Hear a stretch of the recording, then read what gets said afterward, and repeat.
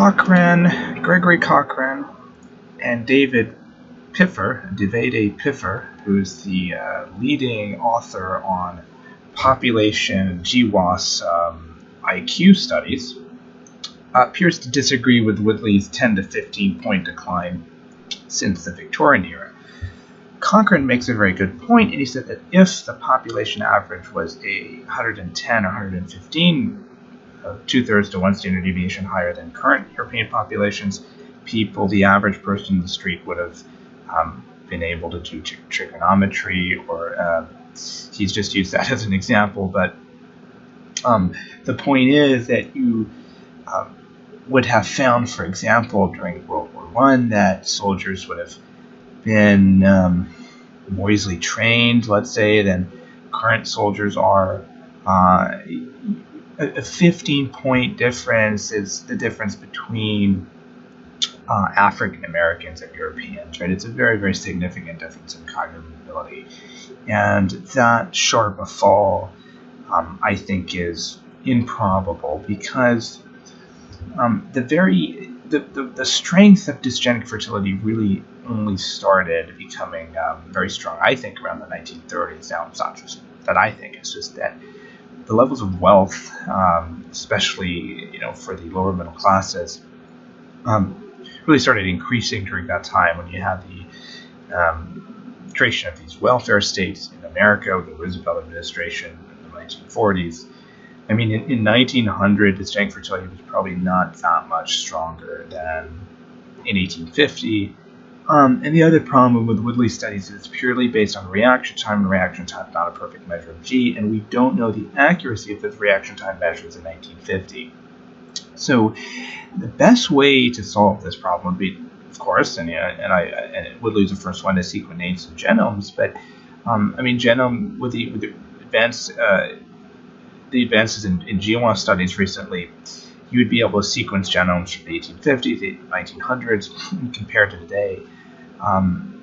Or you could just have sort of investigated military samples. I mean, what was the average training duration for cognitively tasking tasks in the military, let's say in the 1900s, such as, repairing a rifle? I mean, if soldiers really if the average was 115, in the mid 1850s or in the mid 1800s, you would have seen, 1900, it couldn't have declined very much. So in 50 years, so you would have seen the average person, and again, the military is a good way to gather this data, would have been a lot more adept. Because remember, we're measuring genotypic intelligence, which would just be more raw intelligence, rather than the phenotypic element, which has risen through the Flynn effect, right? The co-occurrence models solve that riddle. But that paradox, I should say, it's a paradox that Volkmar Weiss had sort of solved in 2007, actually, before Woodley had really written that very, very detailed paper on the co-occurrence model. But the point is that I'm skeptical that there's been that much of a decline, because I think Cochran makes a lot of sense when he argues that you would have just noticed the difference back then. It's not that he also says, well, if it fell that much, then we'd have no smart people left, and there'd be no one at universities performing very high-level cognitive work. Well, that's not necessarily true, because a mean IQ of 100 is enough to produce enough outliers at that tail end.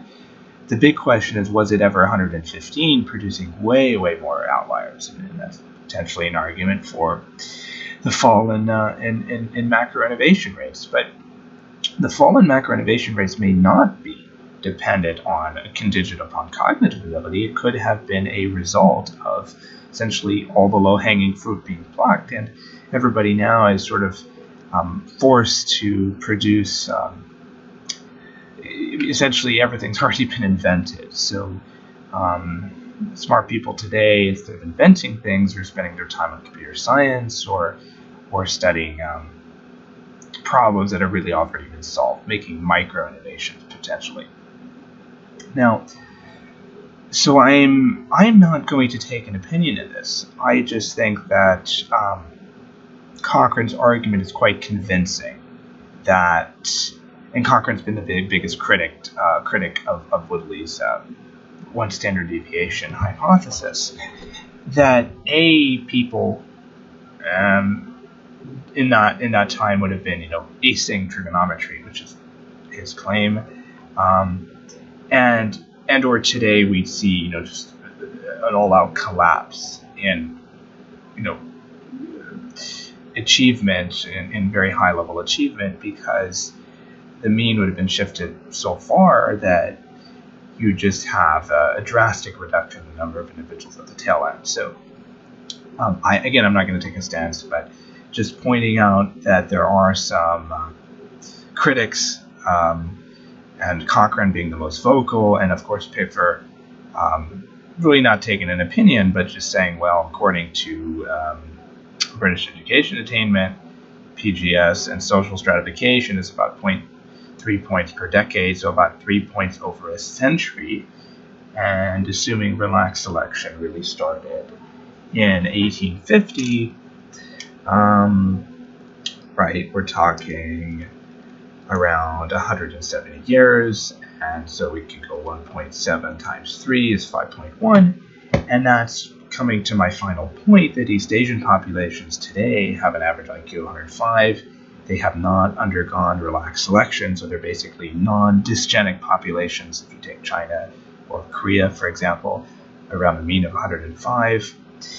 And if it's true that Europeans had an average IQ of 115 in the 1850s, and why, as it appears that environments are harsher in Northeast Asia, why don't we find IQs to be 115 in Northeast Asia today? They're not. They're 105.